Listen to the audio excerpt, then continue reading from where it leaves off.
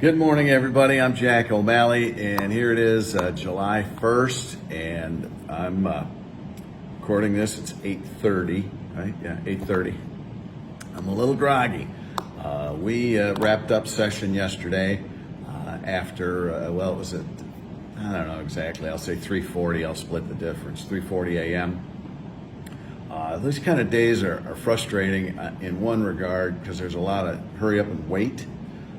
But part of that is, as these negotiations get done, the bills have to be written, drafted, and then they have to be printed, and all the legal stuff that has to happen. So, conference committees were meeting. This is a massive budget.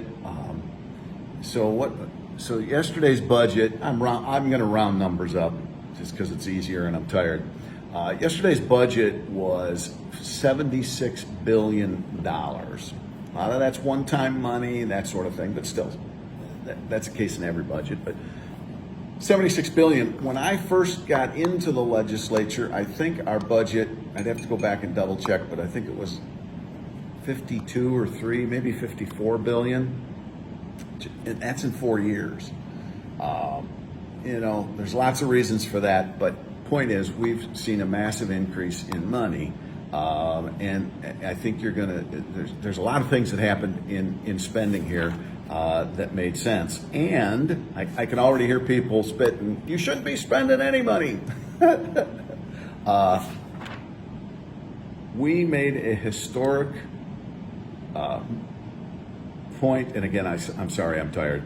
$2.65 billion in debt reduction in this budget.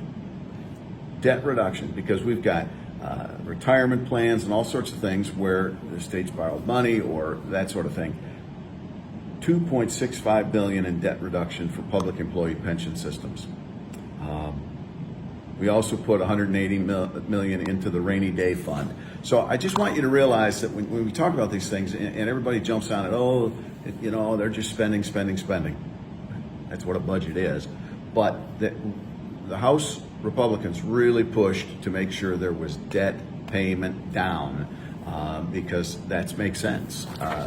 It saves you money in the long run by paying down any debt you have. So let's just talk about the budget here real quick. I'm just going to hit highlights. You can read more about it as we go through and as all of this gets, deciphered. But per pupil funding is the highest it's ever been, $9,150 per kid.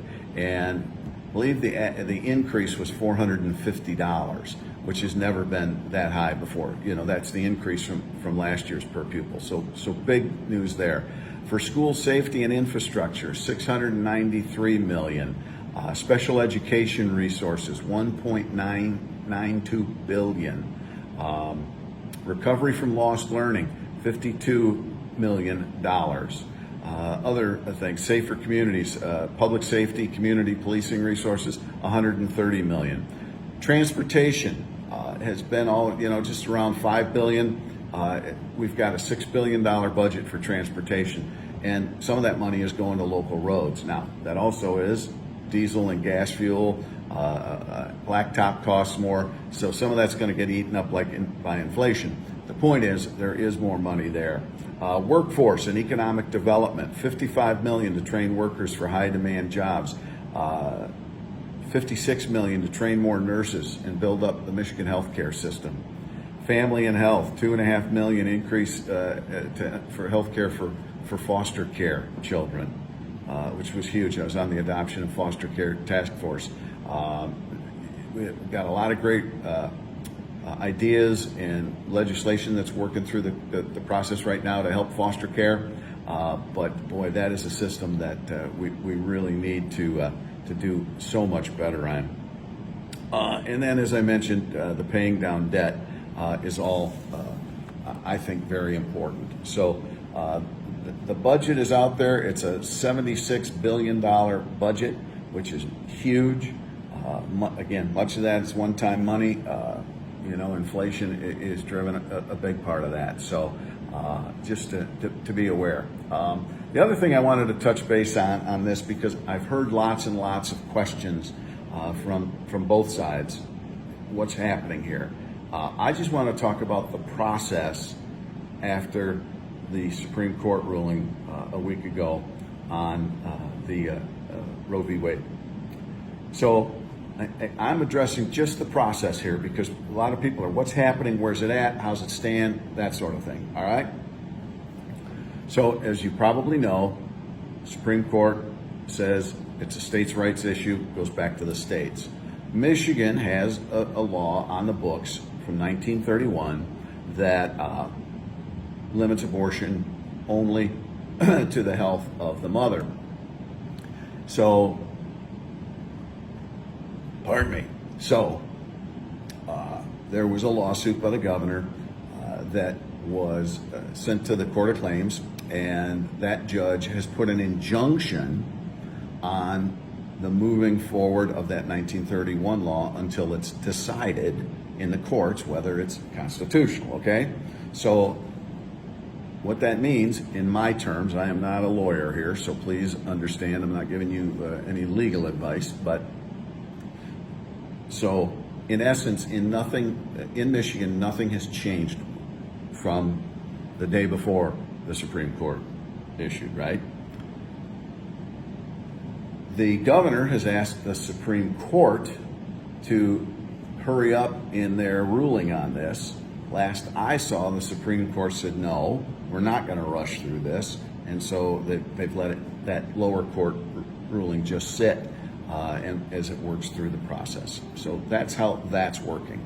Now, the other side of this, and this is the process, it's the process.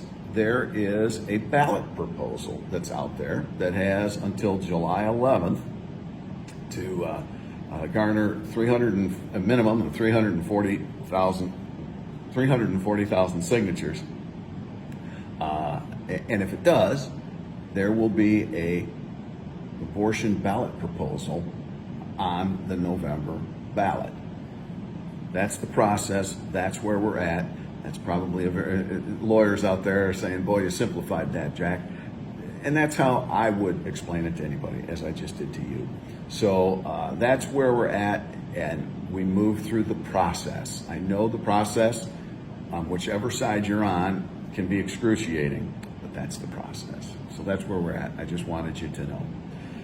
So with that, I'm going to fold my tent and head north, and then probably take a nice long nap. So that's this week's update. We'll keep you informed as we roll along. The 4th of July weekend, be careful traveling. I know fire danger is high in many parts of the state, so if you're camping and doing s'mores, make sure that campfire is safe. Let's be patient on the roads. Going to be a lot of people out there, a lot of 2-lane highways in the state of Michigan, and people get antsy. So let's be careful and safe out there for the Independence Day weekend. So with that, I'm going to say so long, enjoy, and we'll check in next week. Thank you.